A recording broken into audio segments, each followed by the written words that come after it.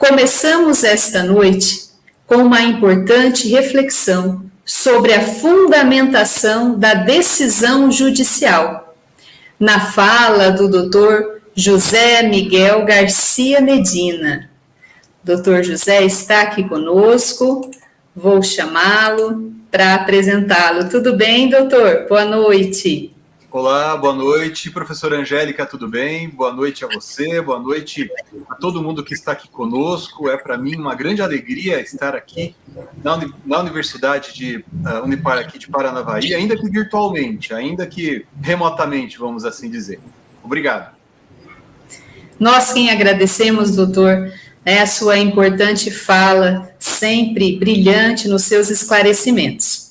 E é importante dizer que o doutor Medina, assim como nós normalmente o conhecemos, é professor, advogado, parecerista, doutor em Direito pela Pontifícia Universidade Católica de São Paulo, professor titular da nossa Unipar, da Universidade Paranaense desde 1998. Integrou a comissão de juristas, nomeada pelo Senado Federal para a elaboração do anteprojeto, que deu origem ao Código de Processo Civil. Autor de várias obras jurídicas, nós podemos mencionar algumas, Constituição Federal comentada, o Código de Processo Civil comentado, o Código Civil comentado, inclusive em coautoria com o doutor, também professor de nossa instituição, Fábio Caldas de Araújo, o curso de Direito Processual Civil Moderno, dentre várias outras obras, o doutor vai estar aqui comentando sobre. E foi várias vezes também finalista do Prêmio Jabuti, na categoria Direito, que recebeu com a obra Execução. Hoje essa obra está na 6ª edição e também esgotada, E eu quero dizer aí a vocês que que participam aqui conosco, que estão aí falando, estão escrevendo, interagindo, que não esqueçam de fazer a sua inscrição no nosso canal, no canal do YouTube da Unipar de Paranavaí, uma ferramenta que desde o ano de 2020 passou a ser um diferencial dos nossos eventos, Dê o seu olá, deixe o seu boa noite, mas especialmente aproveite a democracia do discurso, deixe as suas perguntas, faça os seus comentários, que nós vamos estar aí, à medida do possível, respondendo nesse primeiro momento aí do nosso evento, doutor? Doutor Medina? Sim. Muito bom, se o pessoal mandar perguntas, muito melhor, A gente vai, digamos, conduzindo aqui a nossa conversa com a interação com eles também. Ótimo, ótimo.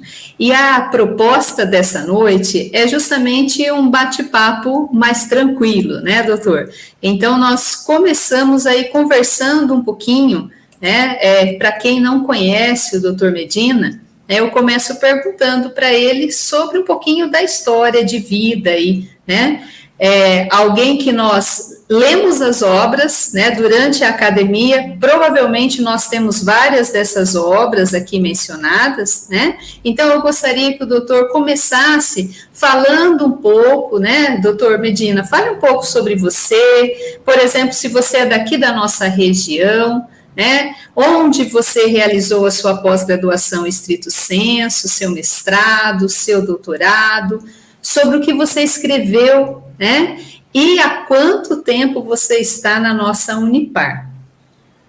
Bom, professora, eu estou em Maringá desde 1990, eu vim para cá para fazer a faculdade de Direito, mas eu nasci em Loanda, que fica aqui na região, mais perto de Paranavaí, Certamente tem estudantes de Loanda que fazem Direito na Unipar de Paranavaí, mas eu fiquei até os meus 6 anos de idade em Loanda, daí eu cresci no município de Santa Isabel do Ivaí, num distrito, eu fiquei muito tempo num distrito chamado Aparecida do Ivaí. Então, talvez até eventualmente tenha alguém que seja ali daquela região vai se lembrar. Aparecida do Ivaí, Santa Mônica, depois se tornou município. E depois Santa Isabel do Ivaí, Fiquei ali até, antigamente a gente chamava de ensino de segundo grau, agora a gente chama de ensino médio. Cheguei a fazer vestibular em Paranavaí para uma outra, na época não havia Unipar ainda, em Paranavaí, existia FAFIPA, antigamente era esse o nome, salvo engano, né? Passei no vestibular em Paranavaí, mas também passei em Direito aqui, na época, veja só que coisa, eu fiz vestibular para Biologia na FAFIPA, nada a ver com Direito, mas daí eu vim para cá, fiz Direito, e concluí a minha faculdade de Direito em 94, ingressei no mestrado em 95, né? Escrevi minha dissertação de mestrado sobre o pré-questionamento, né, nos recursos extraordinário especial. Até a gente conversava, né? Acabou virando esse livro, que é o meu primeiro livrinho, esse livro aqui de 1998, que é fruto da minha dissertação de mestrado. E na sequência eu entrei no doutorado, logo em 99 já entrei no doutorado também, e fui concluir o meu doutorado em 2001. Assim que concluí o meu doutorado, a tese de doutorado que você mencionou deu origem a esse livro, né, que acabou recebendo o prêmio Jabuti na 51ª edição, na época já faz bastante tempo, isso aqui foi em 2009, né, o livro saiu, salvo engano, a primeira edição em 2002, e daí fui convidado para ingressar no programa de mestrado da Universidade Paranaense. Eu já era professor na graduação da Universidade Paranaense desde 98, e comecei a trabalhar no mestrado, né? Tenho muitos amigos em todos os campi da Universidade Paranaense. Em Paranavaí eu lecionei particularmente, né, para evitar redundância, em cursos de especialização, várias vezes, né? E agora, praticamente há 2 anos, a gente tem trabalhado preponderantemente desse modo online, né, vamos dizer assim. E é isso, daí depois, inclusive por conta dos incentivos da Universidade Paranaense, eu acabei tendo uma estada na Universidade de Sevilha, na Espanha, porque logo que terminei a tese de doutorado, em 2001, senti que eu precisava estudar um pouco mais, queria me dedicar um pouco mais, estudar um pouco mais assuntos relacionados a direito constitucional. E conversando com alguns professores que, por conta, inclusive, desse convênio com a Universidade Paranaense, vinham de lá para dar aula no mestrado, como convidados, acabei indo para lá também, fiquei lá no ano de 2009, né, fazendo minhas pesquisas também.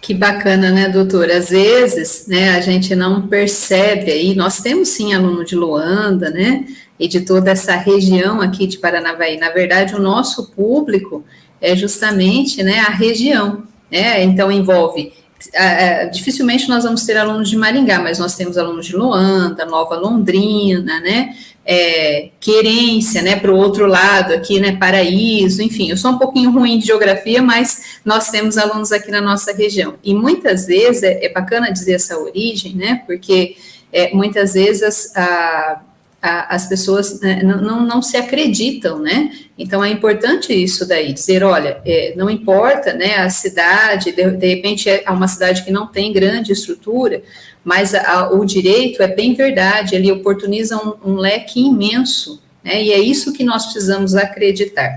E volta e meia, doutora, eu vou até dizer isso daí agora, né, olhando aqui para os nossos alunos, né, não se esqueçam nunca disso, né, o ano passado foi um ano importantíssimo para nós refletirmos que parar não era o caminho, né, então nós nos reinventamos, né, o doutor lá no mestrado, né, é professor titular do mestrado de Umuarama, né, o mestrado prosseguiu aí, inclusive nova turma iniciou, né, o que nós percebemos na instituição, mais alunos procurando, e aqueles que pensaram assim, acho que eu vou esperar a pandemia terminar, essas pessoas ficaram pelo caminho, né, então a gente precisa prosseguir e realmente ir atrás disso, né. Mesmo porque, né, Angélica, aquele modo de vida, vamos dizer assim, que a gente tinha antes da pandemia, não vai voltar mais, né? O pessoal gosta de uma expressão novo normal, né? A gente não experimentou ainda um novo normal. A gente vai ver como é que vai ser agora, porque as universidades, como a Unipar mesmo, né, gradativamente passando por um modelo híbrido, agora já presencial, na medida em que os ambientes vão se tornando mais seguros, né? E a gente não pode parar, não tem saída, né? A gente tem que prosseguir sempre, concordo com você. Aliás, nós que somos do direito, a gente tem que, constantemente, a gente tem que estar se adaptando a essas novas realidades, né? Logo que eu entrego um livro para a editora, uma edição, por exemplo, para RT, eu já peço os arquivos para eu já começar a atualização para o ano que vem. Então, para o ano que vem, ou para daqui 2, 3 anos, sei lá, quando sair a próxima edição. Porque é muita coisa que vai mudando, e se a gente deixa para fazer essa atualização, sei lá, só nos dias de chegar, da data de entrega do livro para a editora, a gente fica doido, né? Então, a gente tem que ficar estudando o tempo todo sem parar mesmo. Um caminho de muita leitura, de muita reflexão, né, doutor? E olha só que bacana. Na sequência, né, desse nosso momento aqui de abertura, nós vamos ter a primeira noite de apresentação dos nossos trabalhos, né, dos resumos expandidos, daqueles que cursam a disciplina de trabalho de curso, né, propriamente a 4ª série, mas alguns ainda de 5ª série.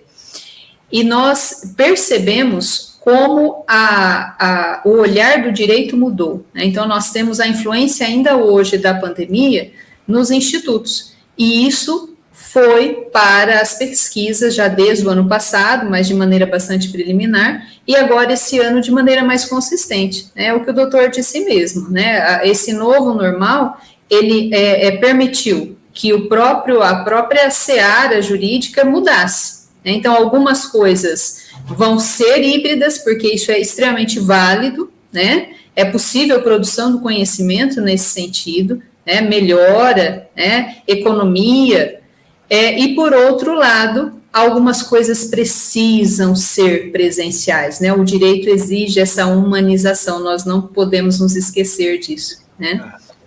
É verdade. Concordo com você. É isso mesmo. E tem que estudar mesmo, estudar sempre, né? Não, ótimo. Doutor, quando nós conversamos, né, sobre a sua fala desta noite, o doutor me falou assim prontamente, vamos falar sobre a fundamentação das decisões jurídicas, né, e eu queria, assim, que o doutor agora esclarecesse, né, o porquê dessa temática, dessa noite, né, o que é seu objeto de pesquisa.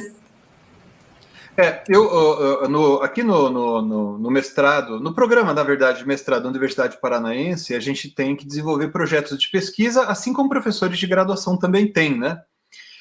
E eu sempre me interessei pelos problemas relacionados à fundamentação da decisão judicial, e esse acabou sendo, eu escolhi para ser o tema principal, digamos assim, do meu projeto na Universidade Paranaense. E isso, de certo modo, professora Angélica e pessoal, começou com a minha tese de doutorado. A minha tese de doutorado, como a gente mencionou há pouco, é sobre execução, não é sobre fundamentação da decisão judicial. Mas o que eu propus naquela época, veja, eu defendi a tese em 2001, né? A gente ainda não tinha o Código Civil de 2002, o novo, entre aspas, Código Civil, né? Que nem tinha surgido ainda.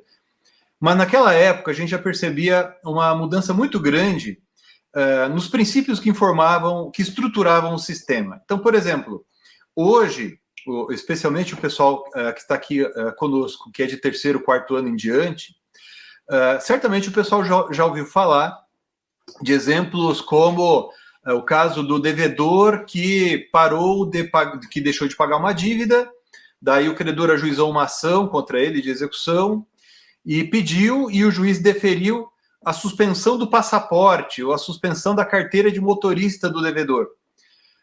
Veja, isso que hoje se concede com base no Código Civil de 2015, artigo 139, inciso 4º do CPC de 2015, tem a ver com a ideia de atipicidade das medidas executivas, né?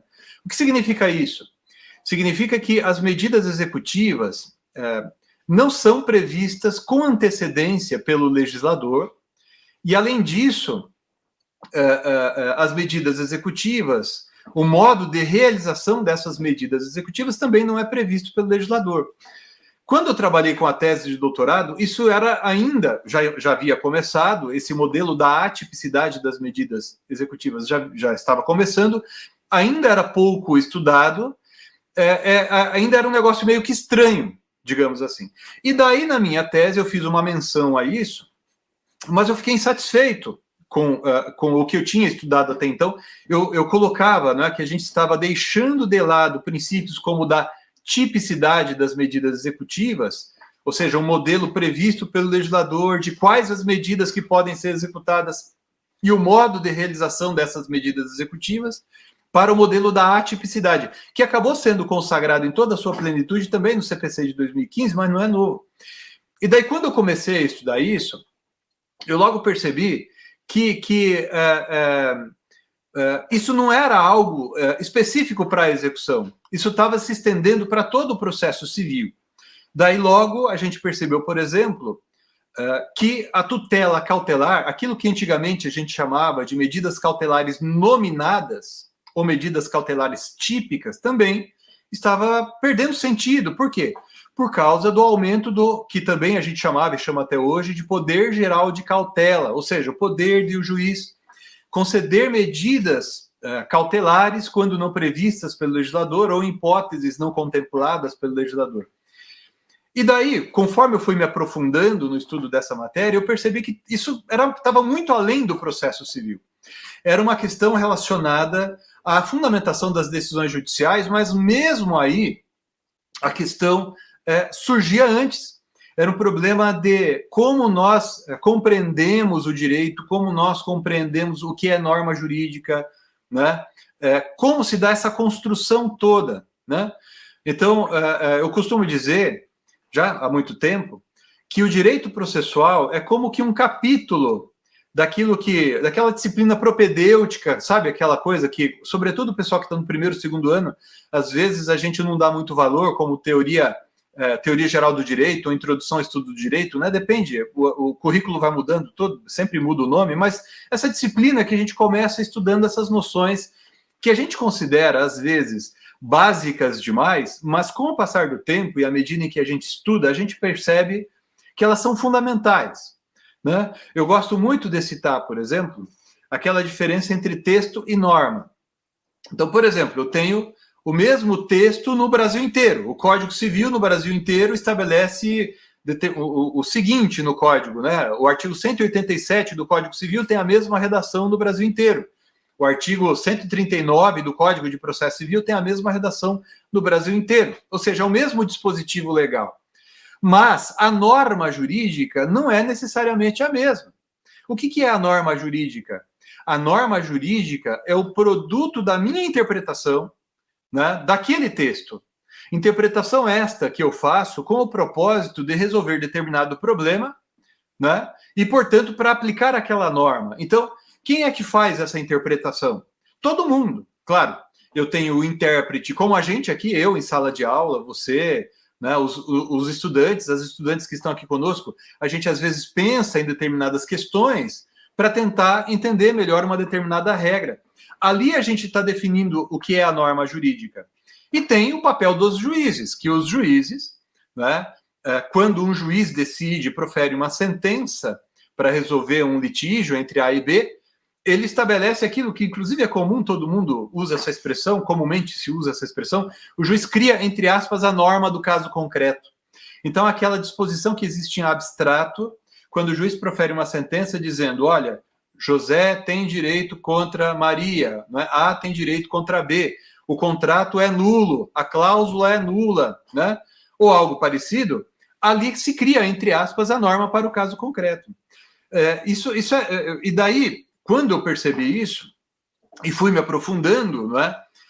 Eu logo entendi que isso estava muito além de uma questão processual, era algo que permeava todo o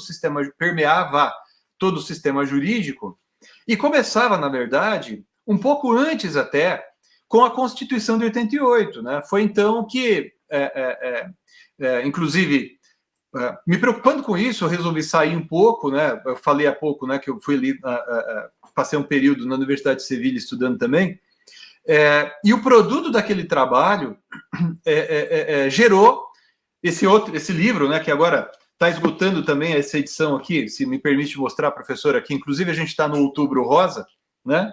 Então, vem a calhar mostrar a capa do livro, a Constituição Federal Comentada, né? Atualmente está na 6ª edição. O pessoal da editora acabou de comentar comigo a semana passada que o livro está prestes a se esgotar também. a Constituição comentada, ela é produto das pesquisas que eu fiz. Naquilo muita gente chama de pós-doutorado, eu prefiro não usar esse nome, esse termo, porque dá a impressão que é um outro título, né, acadêmico. São pesquisas feitas após o doutorado, né? E daí eu falei assim, não, na verdade o problema está ali, né? É ali que começa, né?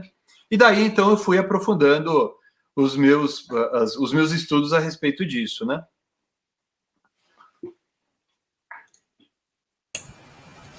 Ótimo, doutor. São esses esclarecimentos, né? É o porquê, né, das coisas, e isso é muito bacana. Nós temos algumas perguntas aqui no nosso chat, mas antes, pergunta de um professor nosso, professor Fernando, e de um acadêmico de quinta série, né, o Fabiano.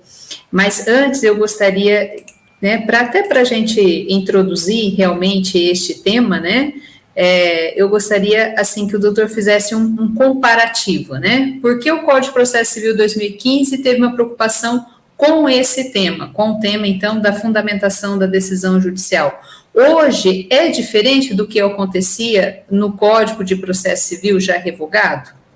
Muito, muito boa. Essa questão é interessante mesmo. E eu estou vendo aqui as questões do Fabiano de Jesus Ferreira, que aqui é acadêmico do quinto ano, né? E do professor Fernando Meneghetti Chaparroff. Como que se fala? Chaparro, é que aqui saiu meio truncado aqui para mim. Que é o nosso professor de processo civil, na terceira, na quarta série, de estágio. Poxa, obrigado pela honra de estar aqui com vocês também, professores Fernando, outros professores que estão aqui conosco. Fabiano, obrigado pela pergunta. Eu vou tentar responder a pergunta do professor Fernando e do Fabiano, meio que já, professor, se me permite, respondendo a sua meio que junto ali. Vou ver se eu consigo explicar. Por que o Código de Processo Civil de 2015 ele se preocupou com isso? Veja, logo que eu terminei essa pós ali em Sevilha, né? Já fomos designados, já foi nomeada a comissão para elaborar o anteprojeto que daria origem ao Código de Processo Civil de 2015. A nossa comissão que elaborou o anteprojeto, ela trabalhou nos anos de 2009 e 2010. Ali em maio de 2010 foi entregue o anteprojeto, né, para o Senado Federal. E eu me lembro que logo na primeira reunião que nós fizemos, o professor Humberto Teodoro Júnior, né, que estava na comissão também, ele falou assim, olha, se a gente vai fazer um anteprojeto de um código que pretende ser um código que vai valer pelo menos tanto quanto tempo valeu o Código de 73, a gente tem que pensar a que sociedade nós vamos servir, entre aspas, e a que direito material nós vamos servir. Isso me chamou muito a atenção. Por quê? Porque eu lembro, né, a sociedade mudou muito da época em que surgiu o Código de 73 para a época em que surgiu o Código de 2015. Né? Então, por exemplo, eu gosto de citar um exemplo que revela muito a minha idade também, mas é um bom exemplo. Antigamente ninguém tinha telefone, quer dizer, tinha telefone, mas era muito pouca gente que tinha telefone. Algumas pessoas investiam em linha telefônica para alugar telefone.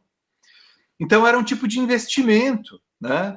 Se você dizia assim que você tinha 2, 3, 4 linhas telefônicas, isso era sinal de riqueza. Né? Então, veja, minha primeira linha telefônica era tão caro, na época, pelo menos para mim, né, que eu comprei num consórcio de linha telefônica. Era muito comum isso, era muito caro mesmo. E isso foi mudando muito, né? Então, assim, aquilo que era considerado um bem importante, um bem jurídico importante, os valores sociais vão mudando, a sociedade vai mudando muito rapidamente, não é? Se a gente pega uma fotografia da sociedade ali da década de 60, 70, de quando surgiu o Código de Processo Civil de 73, veja, a gente ainda vivia uma época, um regime de exceção, né? Vivíamos uma ditadura, e isso veio a mudar com a Constituição de 88. Então, veja, a Constituição de 88, de certo modo, ela foi uma resposta àquele ambiente que a antecedeu. Né? Por isso que a Constituição de 88 tem tanta preocupação com direitos fundamentais, com questões atinentes à liberdade das pessoas, à proteção de determinadas garantias e direitos, com que talvez a gente não se preocupasse tanto né, no contexto do Código Revogado. Esse é um ponto interessante. Como a sociedade de hoje, entre aspas, é muito diferente daquela de outrora, que era mais estável, com problemas mais perenes, menos complexos, pelo menos, se percebeu que o jeito de se produzir os textos legais já não era suficiente. Então, por isso que, pelo menos ali a partir da década... A própria Constituição é exemplo disso, mas pelo menos a partir ali da década de 90 do século passado, começam a surgir leis e códigos com textos vagos e indeterminados. Veja, a gente já percebe ali, isso também é uma característica da Constituição. Se eu comentei agora há pouco, né, que às vezes um texto é o mesmo, mas há controvérsia sobre o modo como se interpreta um texto. Se isso é assim com textos que são, digamos, simples para resolver problemas simples, o que dizer então desses textos com conteúdo vago e indeterminado, que são elaborados pelo legislador justamente por causa da complexidade da sociedade? Então, o que acontece nesse contexto? Um aumento da participação do juiz na construção da solução jurídica. Isso é interessante, porque aquilo que muita gente gosta, citando inclusive doutrina do professor Ronald Dworkin, né, falando assim, olha, uma coisa é o juiz decidir casos fáceis, quando a lei é clara e o caso é simples, né? Outra coisa são os chamados casos difíceis, né, em que o texto é vago, o texto legal é vago, indeterminado, e o caso tem nuances sociais, econômicas que não são corriqueiras, né? Então a gente está a todo tempo às voltas com problemas novos, problemas que a gente fala assim, nossa, será? A gente viveu, a gente não precisa nem ficar pensando em exemplos, né? A gente está saindo, espero que a gente saia dessa pandemia logo, mas a gente enfrentou de tudo nesse contexto da pandemia, desde problemas de agentes estatais disputando entre si, litigando entre si, né? União contra Estado, Estado versus município, e assim por diante, até questões entre particulares, né? Então, numa execução de alimentos, admite-se ou não a prisão do executado na época da pandemia. Houve até uma lei que alterou um pouco isso daí, mas antes, não deu tempo. Os juízes tiveram que resolver esses problemas, as pessoas tinham esses problemas para serem resolvidos, e não dava para esperar a alteração legal. Então, a jurisprudência foi encontrando saídas com base nos princípios. E aí a gente volta à Constituição. Porque a Constituição de 1988, ela tem uma característica muito interessante. Se eu me alongar muito, pode me interromper, professora. A Constituição de 88, além de se preocupar com direitos fundamentais, o professor José Afonso da Silva, ele diz que a Constituição brasileira de 88 ela é diferenciada porque ela se assenta num tripé. Né? Quando a gente fala de Estado constitucional, a gente está querendo falar de um Estado que se assenta num tripé. É um Estado democrático, de direito, que se ocupa com a realização de direitos fundamentais. Um Estado democrático, de direito, que tem no cerne, no centro, a realização de direitos fundamentais. Né? Então, é nesse contexto que, por exemplo, dignidade da pessoa humana acaba entrando com primazia no texto constitucional e no discurso dos juristas. Agora, aconteceu uma coisa muito curiosa, que foi a seguinte... é até repetitivo, alguém que eventualmente já me ouviu falar, ou uma aula minha, ou dando palestra, certamente vai lembrar que eu sempre falo isso, que foi, digamos assim, entre aspas, né, tardiamente, talvez, ou demorou pelo menos um pouco, para que o discurso constitucional ingressasse no discurso da jurisprudência dos tribunais superiores. Então, o Supremo Tribunal Federal e também o Superior Tribunal de Justiça, a despeito de a Constituição de 88 ter inaugurado ali um novo modelo, demorou um pouco, entre aspas, para cair a ficha. A Constituição de 88, ela exigia um novo modo de pensar. E daí, na academia, os professores, os estudantes, nos cursos de pós-graduação, né, na faculdade, na especialização, nos mestrados, no doutorado, esse pessoal foi pensando, peraí, como é que eu resolvo quando estou aqui diante de um conflito entre direito à intimidade versus direito ao respeito à liberdade de expressão, né? Logo, o pessoal percebeu duas coisas. Primeiro ponto que me parece interessante, a Constituição de 88 não poderia ser encarada ou considerada Como antigamente era comum as pessoas chamarem a Constituição de carta política, como se fosse uma carta de intenções, como se fosse algo alheio ao direito. Não. Primeiro aspecto que esse pessoal, esses professores daquela época, né, esses estudiosos começaram a defender, foi o seguinte: a Constituição tem efetiva força normativa. Então, o que está na Constituição ali não é um enfeite, né? É algo que tem aplicabilidade. Então, isso que para nós, falar isso hoje entre aspas, talvez até algo repetitivo, chover no molhado. Mas naquela época foi algo revolucionário, pode-se dizer. Vocês que estão nos acompanhando aqui, vocês podem pesquisar depois, tem vários textos muito interessantes, inclusive disponíveis gratuitamente na internet, artigos, sobre um movimento daquela época, da virada do século, vamos chamar assim, chamado a constitucionalização do direito privado, a constitucionalização do direito civil, que foi um movimento de vários professores, vários juristas, que tentavam mostrar que não era possível interpretar o Código Civil, o Código Penal e outras leis, senão com os olhos da Constituição Federal. Mas foi necessário um movimento para que o pessoal entendesse isso, né? Isso foi acontecendo na academia, e agora veja só que interessante, professor e pessoal. Esses professores que davam aula ali em 90, ali na virada dos anos 90, com a Constituição de 88, começo ali dos anos 2000, né? Esses professores, eles vão formando os advogados, os juízes e os professores da geração subsequente. Então, para não ficar muito repetitivo, né, o que a gente vê hoje no Supremo Tribunal Federal são juízes que correspondem a essa geração de professores e estudantes. A gente vê também muitos juízes dessa geração que estão ali, da minha idade, da faixa ali de 50 anos, que estão julgando em primeiro grau de jurisdição, que já tem uma cabeça diferente, já compreende de uma maneira diferente o papel central da Constituição no raciocínio jurídico, né? Então, assim, ao invés de, como era antigamente, a gente pensava em invocar uma disposição constitucional quase como que um meio supletivo de lacunas, quase como algo só para dar um apoio interpretativo, né? A partir de certo momento, a Constituição ela se torna o ponto de partida da interpretação, né? Então, antigamente, a gente resolvia tudo deixando a Constituição de lado. E a partir de certo momento, a gente começa a resolver tudo a partir da Constituição. Veja só, isso significa muita coisa, mas para que nos interessa aqui, significa que os juízes passam a ocupar um papel central na criação da solução jurídica, né? Porque esses direitos fundamentais que estão ali na Constituição, de uma maneira vaga, de uma maneira indeterminada, eles podem até estar no texto constitucional de uma maneira vaga ou indeterminada, mas a sentença tem que ser certa. O juiz não pode proferir uma sentença vaga ou indeterminada acerca de um dispositivo constitucional. Ele tem que explicar o que é, né, para ele, dignidade da pessoa humana, naquele contexto social e econômico que ele está decidindo.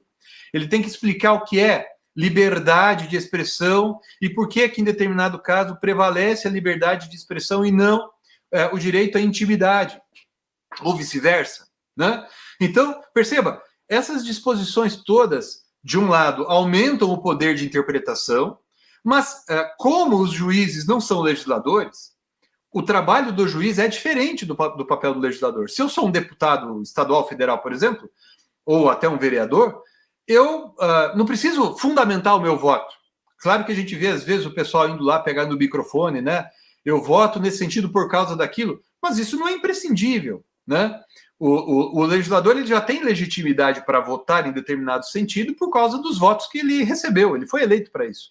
Agora, o juiz não é legislador, ou seja, o juiz não é um deputado, o juiz não é um senador, o juiz ele tem que, na prolação da sentença, aqui eu já começo a explicar, tentar mostrar para o pessoal os porquês de a fundamentação da decisão judicial ser tão diferente hoje. O juiz, na sentença, ele não se limita a reproduzir o que está no texto legal, ele vai ter que explicar, né? Então, por que nesse caso prevalece isso? Por que a dignidade da pessoa humana vai ser o vetor com base no qual eu vou determinar que se realize isso, né, na minha decisão judicial? Então, isso aumenta esse trabalho. O que é interessante, isso é uma coisa bem interessante mesmo, é que talvez a gente tenha se entusiasmado um pouco com isso, vamos dizer. Por quê? Porque a partir de determinado momento, a gente começa a interpretar ou resolver os dilemas, os problemas, inclusive deixando as leis de lado. Exemplo, esses dias atrás um aluno mostrou para mim uma notícia, eu perdi, mas a notícia dizia respeito a um problema de um vizinho queria colocar aquelas piscinas, que na verdade é uma piscina de borracha ou coisa parecida, de lona, na sacada do apartamento dele, e um vizinho reclamou, né? Daí essa questão acabou sendo judicializada, o vizinho contra o outro, e o pessoal mostrando para mim a decisão ali, é tudo com base na Constituição. Direito de propriedade, dignidade da pessoa humana, né, direito à busca da felicidade, tinha de tudo ali na sentença. Sendo que problemas como esse, poxa, convenhamos, muito provavelmente podem ser resolvidos com base em uma lei do município lá, que estabeleça isso, né? Eventualmente até uma regra do condomínio. Agora, a partir do momento em que a gente descobriu, entre aspas, né, que tudo pode ser lido a partir da Constituição, a gente passou a questionar tudo. Agora, e aí a gente tem um aspecto que eu acho isso muito interessante, que a gente cita muito direito comparado, eu mesmo gosto de estudar direito comparado, mas às vezes a gente se anima tanto nessa empolgação que a gente acaba estudando o direito brasileiro como se a gente estivesse lá fora do Brasil. Então, às vezes, o pessoal cita a doutrina norte-americana, a doutrina alemã, como se, por exemplo, aquele autor alemão estivesse escrevendo para resolver problemas brasileiros, e não é assim. Então, sei lá, na Alemanha ou em outros países, tem um modelo de controle de constitucionalidade, um modelo de poder do juiz decidir cada caso com base na Constituição ou não, diferente. Então, por exemplo, aqui no Brasil, diferentemente do que acontece em outros países, aqui no Brasil, todos os juízes interpretam e aplicam a Constituição, e todos os juízes, eles podem dizer que uma regra é inconstitucional, não é só o Supremo. A diferença é que o juiz aqui de Paranavaí, por exemplo, eu resido em Maringá, né? O juiz aqui da comarca de Maringá, se ele considerar uma determinada regra do Código Civil, por exemplo, inconstitucional, ele vai decidir apenas para o caso concreto, vai valer apenas para aquelas pessoas. Aquela decisão dele não vincula o resto do judiciário, por exemplo, não tem eficácia erga omnes, né? O Supremo não. Se o Supremo diz, olha, o artigo 1790 do Código Civil, né, é inconstitucional por causa disso, daquilo, tem eficácia erga omnes, né, vale para todo mundo e é feito vinculante. Agora, perceba, com a diferença dessa eficácia, vamos dizer assim, o modo de interpretar é o mesmo. Né? Se eu sou um juiz aqui no primeiro grau de jurisdição e uma determinada regra é inconstitucional, eu vou poder, ou talvez talvez eu deva, deixar de aplicá-la e digo, olha, é inconstitucional isso daqui. Né? Perceba, então, que quando a gente estuda o trabalho desempenhado pelo Supremo Tribunal Federal na interpretação da Constituição, né?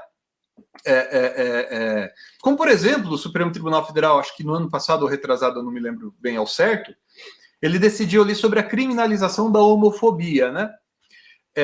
A meu ver, foi uma decisão que eu chamo, aqueles que estudam constitucional vão se lembrar, é uma decisão manipulativa aditiva. Para alguns, o Supremo agiu, nesse caso, com ativismo. Né? Foi um exemplo de ativismo judicial, porque o Supremo não poderia ter ido além de determinados limites e tal. O que a gente tem percebido, e aqui já vou aproveitar esse gancho para pegar um outro exemplo também, que é o caso ali da união entre pessoas do mesmo sexo, o que a gente percebeu é o seguinte, com o passar dos anos, que à medida em que o Supremo foi compreendendo essa força normativa da Constituição e aplicando a Constituição, o Poder Executivo e o Poder Legislativo, eles meio que foram se acanhando um pouco, sabe? Se limitando um pouco. Porque perceba, a relação entre judiciário e executivo, judiciário e legislativo, sobretudo quando estamos falando de Supremo e uma desses órgãos, é uma interação. Né? Não é uma relação entre sujeitos abstratos e estáticos. Então, à medida em que o Supremo Tribunal Federal ele vai ampliando, digamos assim, vai se inflando no poder de interpretação, né, e da criação da solução jurídica, o executivo e o legislativo têm duas atitudes possíveis. Eles podem se limitar mais ou eles podem reagir. E o que a gente percebeu durante muito tempo, professora Angélica, professores que estão aqui com a gente, e alunas e alunos, todos que estão aqui com a gente também, que o executivo e o legislativo, eles, em determinado contexto histórico recente, eles meio que se acostumaram com isso e acharam bom. Então, exemplo, todas as questões mais espinhosas, todos os assuntos mais complicados, o legislativo acabou falando, não, deixa quieto. E, às vezes, até alguém do próprio legislativo, um partido político, do legislativo não, mas alguém que tem ligação com o legislativo, um partido político, por exemplo, ou às vezes até um deputado ou um senador, provocou o Supremo Tribunal Federal. Então, ali, quando o Supremo Tribunal Federal decidiu sobre a união entre pessoas do mesmo sexo, por exemplo, dentre outros exemplos, né, quando ele decide ação declaratória de inconstitucionalidade por omissão ou até mandado de injunção, ele não raro, ou talvez com frequência ele o faça, por causa da omissão injustificável, da demora injustificável, da mora legislativa. E, às vezes, essa mora legislativa, o Supremo diz isso, é proposital. Para quê? Para que o Supremo decida aquela questão espinhosa que talvez o deputado, o senador não queira decidir, deixa para ele. Né? A gente viu isso acontecendo também agora na época da pandemia. Então, às vezes, eventualmente, né, a gente viu juízes falando isso nas sentenças. O prefeito deve disciplinar o horário de funcionamento, ou o legislativo local, enfim. Isso tem que ser disciplinado não pelo juiz, mas, às vezes, o representante ou a representante do executivo ou do legislativo, porque o assunto é espinhoso, né? Ele vai agradar uns e vai desagradar outros tantos, né? Se ele disser que vai abrir ou não vai abrir o comércio, né? Por exemplo, naquela época que a Covid estava mais difícil aqui na nossa região, sobretudo, né? Então, o que é que muitas vezes o administrador faz, ou o legislador faz? Ele deixa a questão ser judicializada. Porque daí o juiz, como o artigo 5º da Constituição, no inciso 35, diz que a lei não excluirá da apreciação do judiciário lesão, ameaça ao direito, o juiz não tem saída, ele acaba tendo que decidir. Né? Então, o juiz acaba tendo que resolver esse problema, aquele outro problema, que deveria já ter sido resolvido pelo legislador. A impressão que eu tenho, professora Angélica e pessoal, é que talvez nesse momento a gente esteja assistindo a um movimento, talvez um movimento diferente, sabe? Talvez algumas reações, né? Seja por parte do legislativo, do executivo, em todos os níveis, né? a esse movimento tão grande no sentido de se ampliar os poderes do judiciário. Doutor, tantas coisas o senhor mencionou aí, tantas reflexões que caminhou lá da primeira série até a quinta série, olha só, pensando todo esse contexto de norma jurídica, tratando de segurança jurídica, né, porque afinal de contas, quando nós procuramos o judiciário, nós procuramos não exatamente, as partes não sabem disso, mas não procuramos exatamente a tutela do meu direito, mas a tutela de direitos fundamentais. Este é o propósito, esse é o traço de segurança jurídica constitucional. Até aqui, durante a sua fala, nós tivemos uma interpelação, um comentário do professor Fábio Franco, que também é nosso professor de processo civil, e ele menciona que a própria publicidade das decisões hoje, ela é muito mais efetiva, né, no olhar do novo Código de Processo Civil.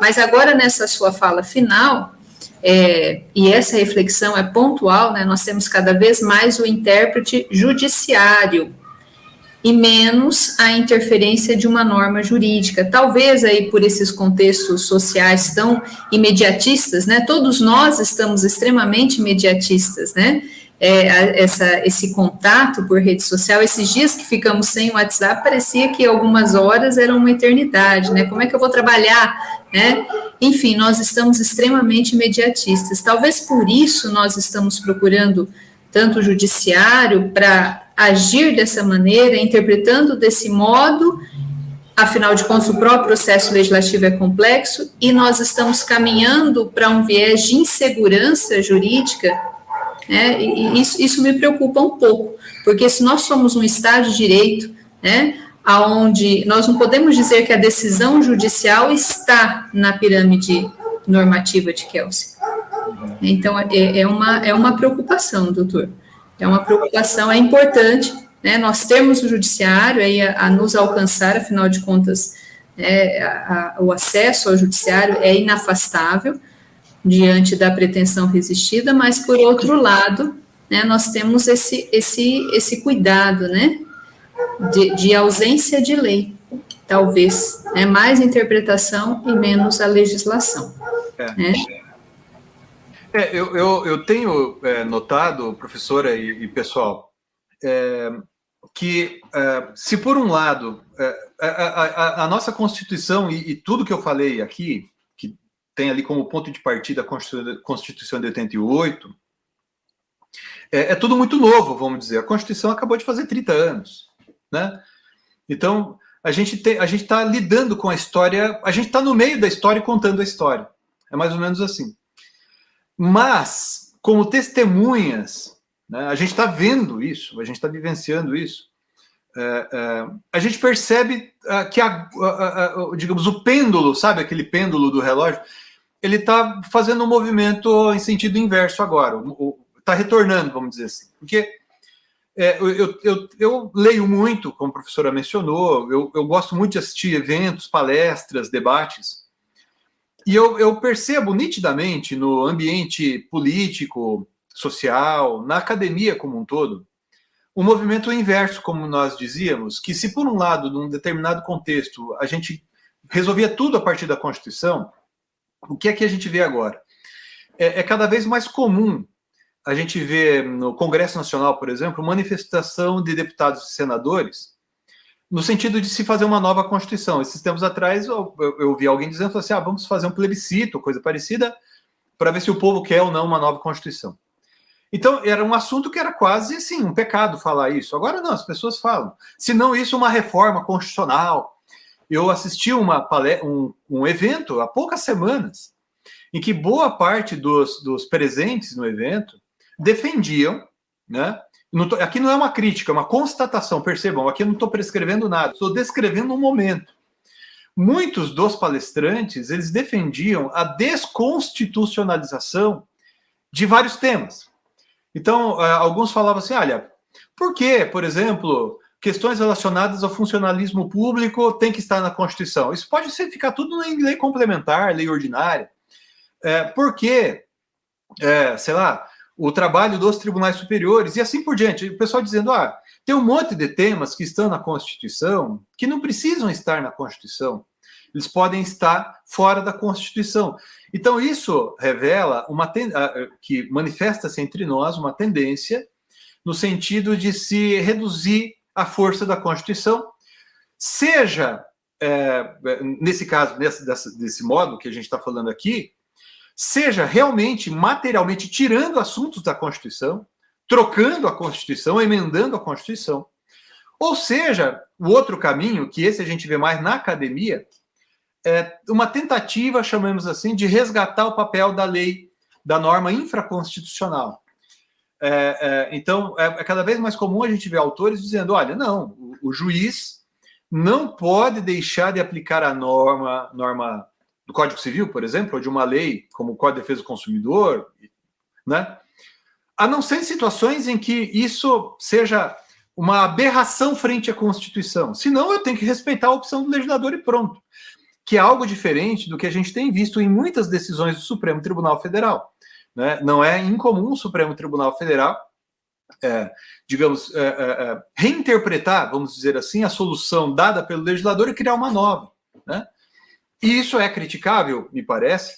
De todo modo, há um ambiente na academia bastante franco nesse sentido. Olha, vamos resgatar a importância da lei na interpretação do direito, na aplicação do direito. E isso se faz acompanhar, agora, no ambiente legislativo infraconstitucional, de medidas muito interessantes. Então, assim, aqueles de vocês que ficarem ligados nesse cenário que a gente está aqui acompanhando, vão perceber isso. Exemplo recente, houve uma alteração na LINDB, salvo engano, em 2018, que estabeleceu ali que o juiz tentou restringir o poder de interpretação do juiz. na tomada de decisão. Mas ali foi muito sutil. Algo que, a meu ver, é significativo desse movimento pendular que eu acabei de mencionar é a reforma da Lei de Improbidade Administrativa. Veja, a Lei de Improbidade Administrativa foi reformada, houve um projeto de lei, tramitou nas duas casas do Congresso Nacional e foi enviado ao presidente da República para sanção, deve ser sancionado até o final deste mês de outubro. E tudo indica que vai ser sancionado com poucos vetos. A Lei de Improbidade Administrativa, que é de 1992, ela surgiu nesse contexto que a gente falou lá atrás, né? À medida em que ela foi se aplicando, ela foi enaltecendo, digamos assim, a crítica ao gestor político, ao administrador público, né? Então, assim, tudo que o administrador público fazia era censurado, poderia ser considerado um ato de improbidade, ainda que não fosse um erro absurdo, ainda que fosse um erro, mas não uma desonestidade.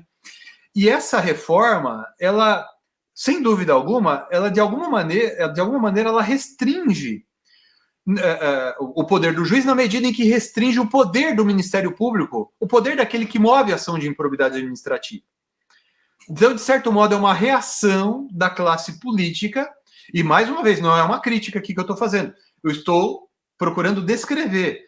É uma reação da classe política àquele momento, a esse momento ou movimento de muito poder do judiciário, em detrimento do legislativo e do executivo. E agora, de certo modo, eles estão tentando resgatar isso através de mudança na lei. E uma outra mudança que está tramitando no Congresso, né, e essa, se aprovada, não depende de sanção de presidente da República, porque é uma emenda constitucional, que altera o Conselho Nacional do Ministério Público, a PEC número 5, que é bastante polêmica, porque, sobretudo, os integrantes do Ministério Público criticam, né, a PEC porque eles dizem que haverá uma politização, por assim dizer, né, do controle das atividades do Ministério Público. É inegável que, se aprovada essa PEC, e mais uma vez, aqui eu não estou nem criticando nem elogiando, mas é inegável que, se aprovada essa proposta de emenda constitucional, o Ministério Público vai ficar mais... vai se sentir, o promotor de justiça, o procurador de justiça, ele vai se sentir mais restringido, um pouquinho mais limitado, vamos dizer assim, no seu poder de atuação. Então, esses são exemplos, a gente poderia ficar citando outros tantos exemplos aqui, de atuação desses atores que estão atuando nesse cenário, né, que é a grande relação entre o judiciário, executivo e legislativo, que acaba atingindo o nosso dia a dia, que é uma espécie de resposta, vamos dizer assim, né, a esse movimento. Não, excelente, doutor. Nós temos uma pergunta aqui do Tiago Coelho, ele é acadêmico de primeira série. Ele fez essa pergunta quando o doutor, acho que eu vou colocar essa pergunta, depois eu gostaria de fazer algumas colocações, mas ele colocou essa pergunta quando, na sua fala anterior a esta última, tá? Ele, então, na primeira série, estudando norma jurídica, enfim, teoria tridimensional, e ele questiona o que fazer para que a norma jurídica possa acompanhar de forma mais efetiva as demandas na sociedade globalizada. Vou até colocar aqui essa pergunta aqui no nosso banner aqui. Que pergunta boa, Tiago. Aliás, eu tentei, eu não sei se eu consegui responder, mas as perguntas que o Fernando e o Fabiano fizeram antes, e essa pergunta é excelente também, mas a professora ia falar alguma coisa antes, né? Não, doutor, eu só vou aqui localizar aqui, que são vários comentários, até ia dizer assim, são muitas os comentários, né, dizendo como são importantes essas reflexões. Agora eu encontrei aqui a dele, eu já posso colocar aqui, tá? Mas então foi essa a pergunta do Tiago, que é nosso acadêmico de primeira série. Então são vários comentários aqui no nosso chat, o doutor está acompanhando um pouquinho, né, vários agradecimentos, interpelações de como é importante essa reflexão, de algo que envolve a decisão, mas que reflete desde a formação da norma, né? É aquilo, pessoal, que, veja, se vocês que estão no primeiro ano da faculdade tiverem isso claro na cabeça de vocês, eu tenho a impressão de que vocês vão ser muito mais felizes, porque vai ser muito mais fácil de entender. O direito processual é um capítulo disso que vocês estão vendo no começo da faculdade. Porque isso que a gente está falando aqui é o que faz um ministro do Supremo, é o que faz o juiz de primeiro grau. né? É o dia a dia do advogado também. Teve uma pergunta aqui atrás do Fabiano, né? Quais implicações para a atuação do advogado? Né? Excelente pergunta também, porque às vezes a gente fala de fundamentação da decisão judicial e a gente pensa só nos juízes. Mas, na verdade, esse papel não é só dos juízes. Aliás, o Código de Processo Civil, quando a gente elaborou o anteprojeto, a gente fez questão de inserir observações nesse sentido, né? Então, por exemplo, quando lá no artigo 489 tem ali caso de nulidade da sentença, um dos casos de nulidade da decisão judicial, que não é só sentença, qualquer decisão judicial, ocorre quando o juiz deixar de aplicar um precedente, uma orientação jurisprudencial invocada pela parte. E isso é um exemplo que está lá no parágrafo 1º do 489 do Código de Processo Civil, mas isso acontece em outros locais também. Mas só para ficar nesse pequeno exemplo, quando a lei diz isso, ela atribui, ou ela pelo menos reconhece no texto do CPC, que o advogado ou advogada, eles terão, né, que fazer essa interpretação também, né, na sua decisão judicial, na sua petição inicial, contestação, seu recurso, né? Então ele também interpreta. Então não adianta nada, pessoal, se eu sou advogado, se eu sou advogada, na minha petição inicial, na minha contestação, na minha petição de recurso, eu pura e simplesmente gritar esbravejando que está sendo violada a dignidade da pessoa humana, ou que está sendo violado um outro direito fundamental previsto na Constituição. Eu tenho que explicar os porquês. Então, saber raciocinar com base nestas e em outras premissas, que a gente está colocando aqui, nessas premissas e outras que não dá tempo, né? Muita coisa para a gente discutir, é algo essencial para todo mundo que opera com o direito. Então, não é só juiz que tem... o trabalho do juiz que é mais difícil nesse contexto jurídico em que estamos inseridos. O papel do advogado também. Então, eu, advogado, na minha petição, eu tenho que argumentar para... Claro, eu estou querendo convencer o magistrado de que eu tenho razão, mas não adianta eu apenas dizer, excelência, está sendo violado o artigo 5º, inciso 25 da Constituição. Eu tenho que explicar os porquês, porque esses direitos fundamentais, com frequência, eles estarão em conflito, né, com outros direitos fundamentais, né? Então eu vou ter que saber esgrimir isso e mostrar ao magistrado, né? Sob pena, eventualmente, como é esse o caso ali do 489, a meu ver, eu até escrevo isso, em determinadas hipóteses, a gente pode até estar diante de uma inépcia da petição, né? Doutor, nessa contextualização aí que o doutor coloca, então nós temos assim que, com o atual Código de Processo Civil, já até caminhando aí para o final, né, do nosso bate-papo, né, que tem sido aí, que está sendo tão rico, nós vemos então uma tendência hoje de frear os poderes do juiz. Será que a gente pode dizer alguma coisa nesse sentido, que hoje o Código de Processo Civil vem no sentido de especificar, então, essa decisão, essa fundamentação, no sentido de frear os poderes do juiz? Aí que está. Muito boa pergunta também. E aqui fazendo um gancho agora com o que disse o Tiago Coelho Lomesso, né?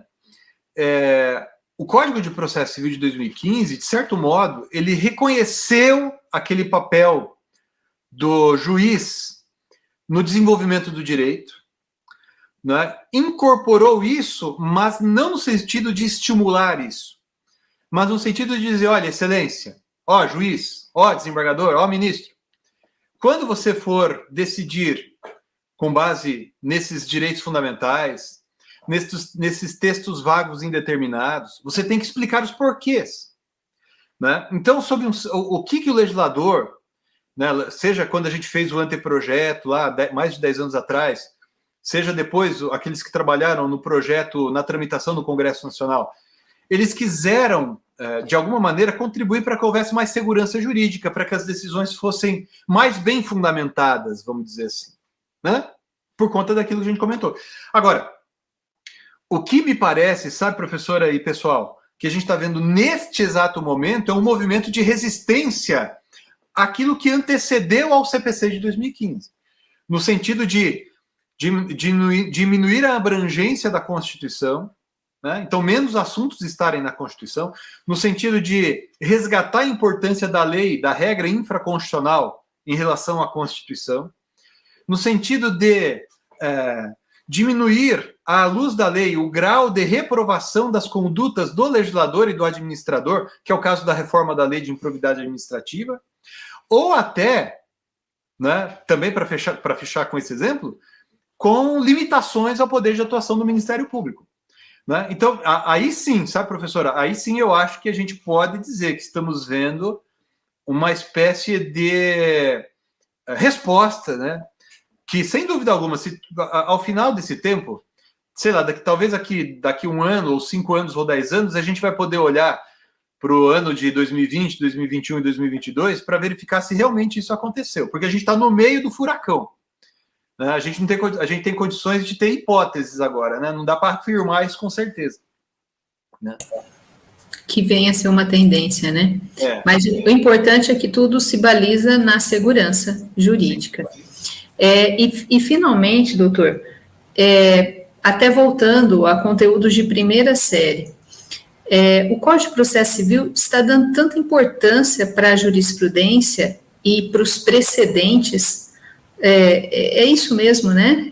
Entre os aspectos, entre aquele checklisting, né, que é colocado no dispositivo legal, né? Nós percebemos isso bem claramente.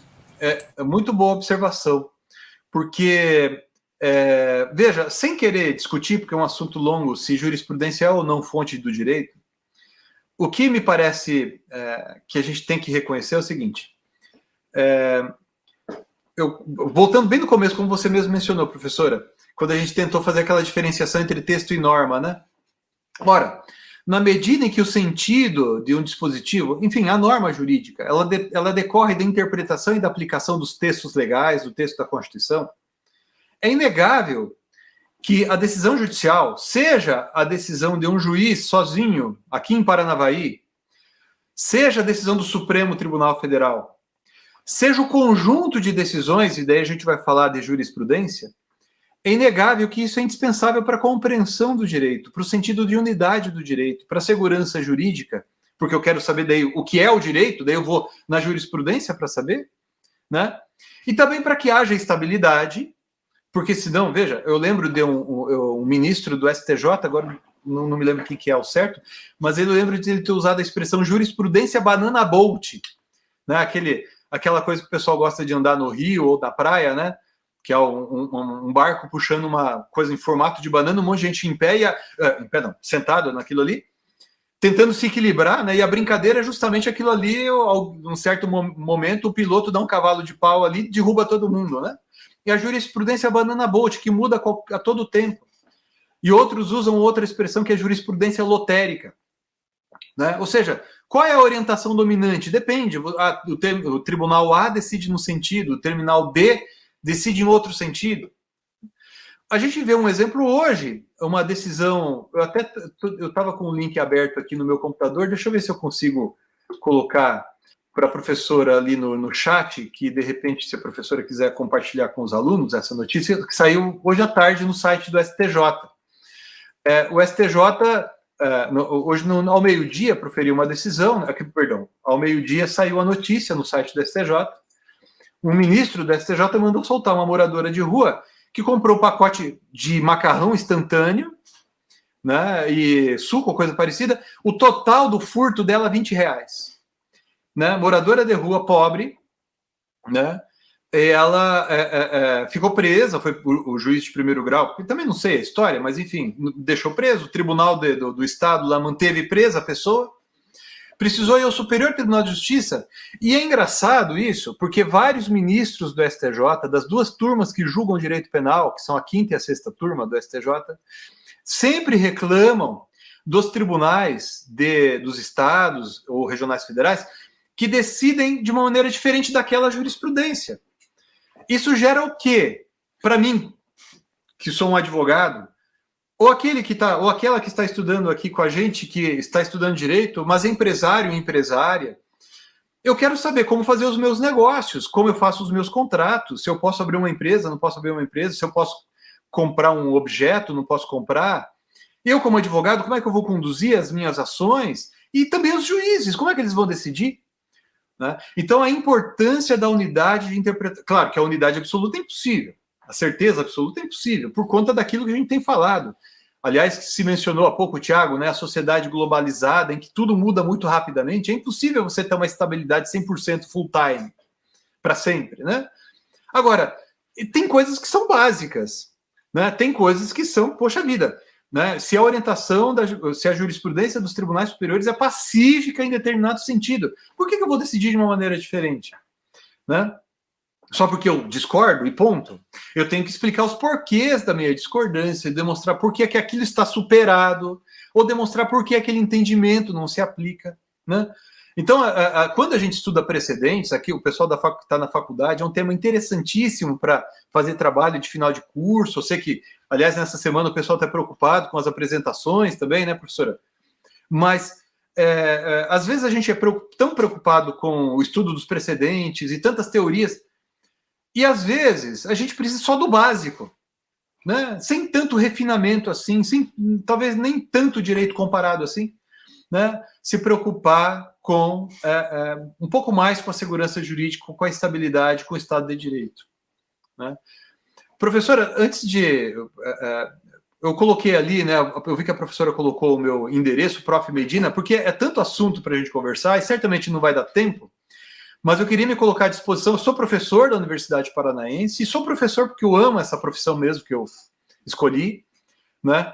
E eu fico à disposição de todos vocês que estão aqui nos assistindo. Podem entrar em contato comigo pelas redes sociais, Instagram, LinkedIn, Facebook, Twitter, enfim, vocês vão me encontrar, né? E manda sua mensagem, ainda que eu demore para responder, eu respondo, né? E a gente pode prosseguir, se não der tempo hoje, a gente pode prosseguir essa conversa nos outros locais também.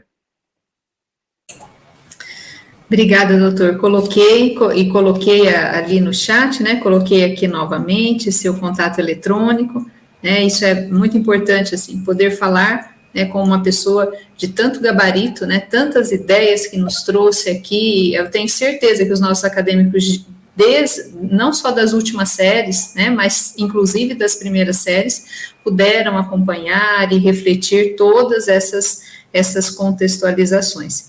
E essa jurisprudência que o doutor colocou é uma ideia que se repete, né? Aqui a Caroline é nossa acadêmica de quinta série também, né? E disse que estava também em notícias essa semana no tribunal de uma mãe com 5 filhos mais ou menos, né, nessa mesma linha de raciocínio. Então como as histórias se repetem.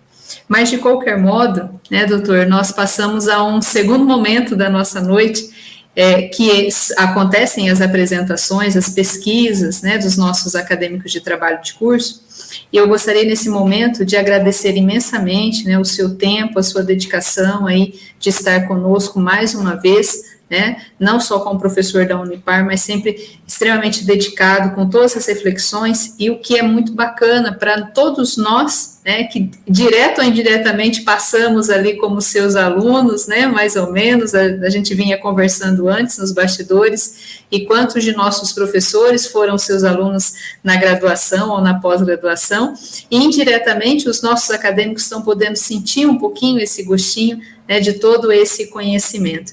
Então, agradeço demais, né, ainda que virtualmente, né, e a ferramenta virtual, ela é importante para isso. Talvez hoje o doutor não poderia estar aqui, né, presencialmente, mas na ferramenta virtual é tudo muito possível, né, em poucos minutos aí nos organizamos.